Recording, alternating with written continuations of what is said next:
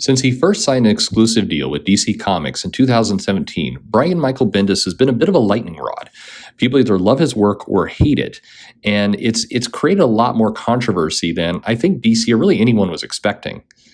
Well, now the news comes out, Brian Michael Bendis is leaving Superman, the title that he jumped to do. Why isn't this headlines everywhere, and why are more people talking about it? Well, it's somewhat complicated, and maybe things are not always as they seem.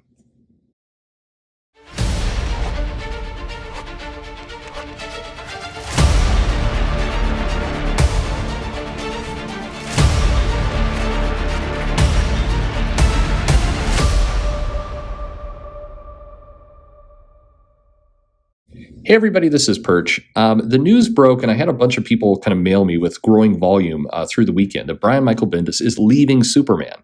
And there's a little piece of art going around. They'll throw up on the screen here with a quote from a interview that he gave on Off Panel. Off Panel is a podcast. It's related to Sketched, or is spelled SKTCHD. It's a subscription service, and they do a weekly interview podcast called Off Panel. They have a number of guests that come on it. Anyway, on this off-panel show, there's a quote attributed to Bendis that says, "I'm heading toward the end of my run on Superman. I've been more reflective on it, and I will never be more grateful than I got to heal my near-death experience through Superman and then get through this pandemic." And this is attributed to his interview on Off-Panel June 3rd, 2020. So, this immediately sparked a lot of commentary, especially from people who are very anxious for Brian Michael Bendis to leave the comic. And again, I mentioned it's polarizing. When DC pulled over Bendis, I think in their minds it was a huge get. Bendis is a big creative name. He also has a big network. And the value, as I've talked about before, was that they'd be able to get Bendis over. They'd be able to pull some talent over Marvel. It would definitely be an acquisition that would hurt Marvel in the sense of pulling a very talented person and strengthen their own lineup. And Bendis came in to DC, and he kind of immediately took the reins on quite a few things at once. I mean, my comment on Bendis' time at DC, if I can identify the one thing that I think went wrong, is that he jumped into his Jinx World titles, into Superman, into Young Justice, into the Legion of Superheroes. He just got a lot under his belt very, very quickly. I mean, this was less than 2 years ago, I believe, that this all got really started. So it kind of almost created this hubris where they did these 30-second TV spots. They did a bunch of ads in the comics, and they really heavily marketed like we haven't seen really since John Byrne or Jack Kirby for him of coming to the titles. But then, and whenever you do that level of marketing, people are going to sit back and go, if it is not hugely successful, they're going to point out failure. Well, Bendis's run on Superman pretty much stayed level. It was selling around 50,000 copies, a little bit more than that, and then it continued to sell around that. So the big name didn't see that bump. You can also say, the books, some of the earlier books. Now, this is where you have to be fair with it. Earlier numbers of Superman, the ones that were done by Patrick Gleason and Peter Tomasi, were shipping higher than that. They were shipping in the 70s. And then when Bendis came on, it sold in the 50s. However, when Gleason was on it, we were at like Superman number 5 and 6 in that era, and Bendis was at 21. It's natural that there's erosion that happens as the title goes on. So I think the truthful statement, if you're being fair about it, if you're being balanced, you could say that Bendis didn't add readers like DC probably thought that it would. You could argue on the other way that without Bendis, maybe the title would have plummeted further, but of course that's conjecture. We don't really know. Anyway, I'm distracted a little bit. So, and then the Leviathan series, I think, was meant to be a bigger deal for DC. It didn't really land there, and then now it's been kind of shuffled off. It's expected to be coming at some point, but it's not on the schedule yet. So a lot of question marks about what he's doing. So meanwhile, this interview comes out, and people jump on it, and some videos are made, and everything else. Bendis is leaving Superman. And then here comes the weird part, and this is where the conspiracy sets in, which may not be a conspiracy at all, but just here's what's going on. So the Sketched comic people, if you then try and go find this interview, you discover it's not there. You can't find a June 3rd interview with Brian Michael Bendis. You can go to their site, you can go to the podcast location, and it's mysteriously missing. Furthermore, it gets even a little weirder in the sense that the numbering kind of gets fooled around a little bit. It goes from a pretty tight numbering system. We have so if you look at the site, we go off panel number 256, name of the game with Jeff Lemire, and then we go off panel number 258, welcome to Boneville with Jeff Smith. So there's no 257, and 257 was this off panel interview.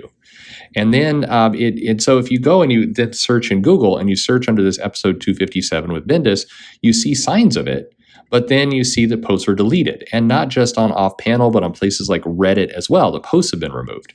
So it has this feeling like, things were suddenly removed. So this begs the question, what happened? Well, I post on Twitter, hey, what's going on here? And a couple of people kind of came in, and the sketched account actually, jumped in and said, look, because of the protests, because of the activity, we decided to postpone things a week. And okay, fair enough. That's an answer. And there's no reason to read too much into that. What appears to be the case. So we'll go with the facts, and then we'll go with speculation. So the facts are, an interview briefly came up. They acknowledge it as well. An interview happened, first of all. An interview briefly was put up, and then the interview was pulled down. And Sketched is saying it's because of the protests. Other people are claiming, and this is where the speculation comes in, they were forced to remove it and other things. I have a hard time buying that, and I'll explain why in a minute. But, so something happened, and it creates a weird situation. Before we get into kind of the what happened, or the reasons why it might have been pulled, I want to draw your attention to something else. So let's assume this quote is legitimate, the one that you were seeing in this image, I'm heading toward the end of my run on Superman. There's no real reason that this is a fake quote, although it's happened before. Keep in mind that heading to the end of run Superman, if you go back in time to say 2015, and you look at some of Bendis's comments, both with, actually I'm going to have the years wrong, but if you look at his comments with both Avengers and X-Men during his Marvel runs, Bendis mentioned he's heading toward the end of his run, I think in one case almost a year and a half before it actually ended with Avengers, and he was even making some allusions prior to that at cons. So heading toward the end of the run could mean a lot of things. It could mean there's another year in the mix. It could mean there's another 5 years in the mix. We don't know what heading to the end of the run is. It means that, Bendis, when he laid out kind of what he wanted to do with the character, undoubtedly he wanted to, age up John Kent. He's mentioned that. He wanted to shuffle him to the Legion and kind of put some work into there.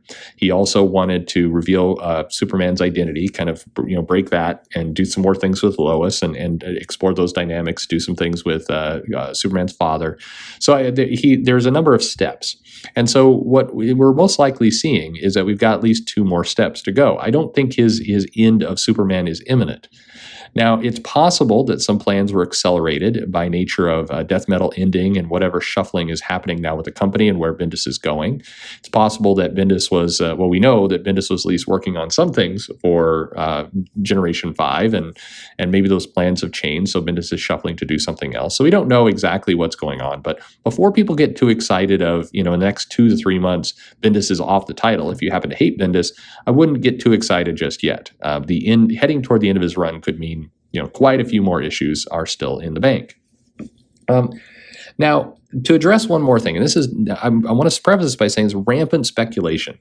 So this whole idea of this podcast is up and then it's gone. What exactly, what exactly happened?